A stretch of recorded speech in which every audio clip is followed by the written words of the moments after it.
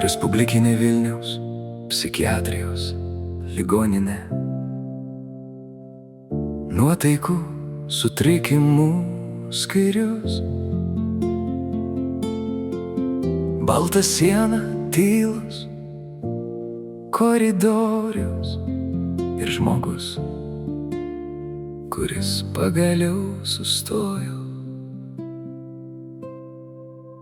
Čia rytas ateina be muzikos, tik žingsniai koridoriui skamba.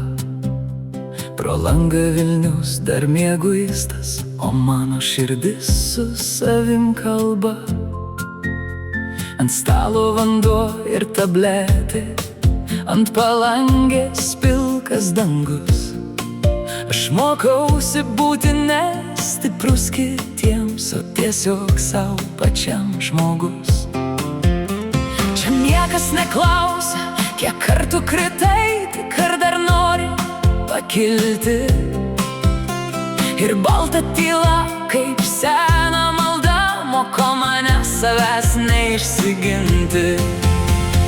Nuotaikų skyriui naktys ilgos, bet rytas vis tiek suranda mane.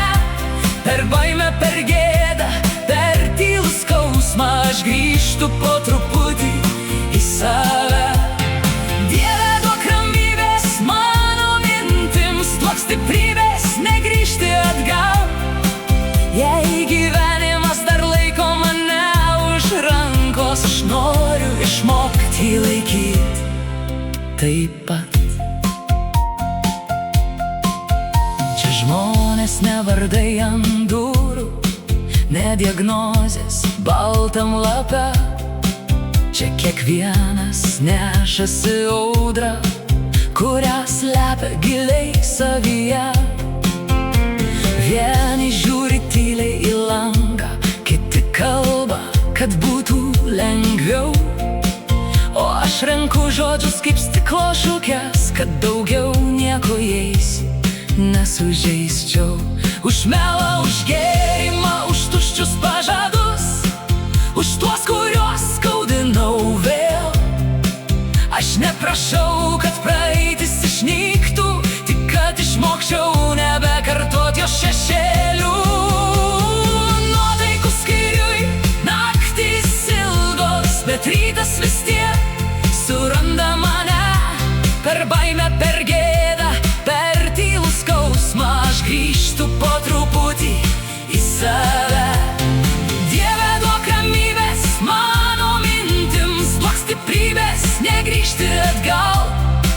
Jei gyvenimas dar laiko mane už rankos, aš noriu išmokti jį laikyti taip pat.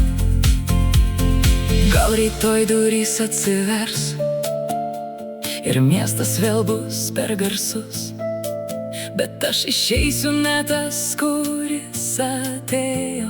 Nors dar trapus, nors dar netvirtas žmogus, ne pažadai mane išgelbės, ne žodžiai ištarti karštai, tik viena blaivi diena po kitos, tik tiesa ir maži žingsniai. Nuotaikų skyriui radau ne pabaigą, o mažą pradžią šviesoj, kur sienos baltos, o viduj dar tamsu. Ten pirmą kart pabuvau su savim tyloj. Dieve, duok ramybės mano širdžiai, duok proto priimti, kas buvo sunku, duok drąsos pakeisti, ką dar galiu, ir vesk mane blaiviu keliu. Respublikinė Vilniaus psichiatrijos ligoninė. Nuotaikų sutrikimų skyrius. Vieta, kur sustojau, kad dar kartą pradėčiau eiti.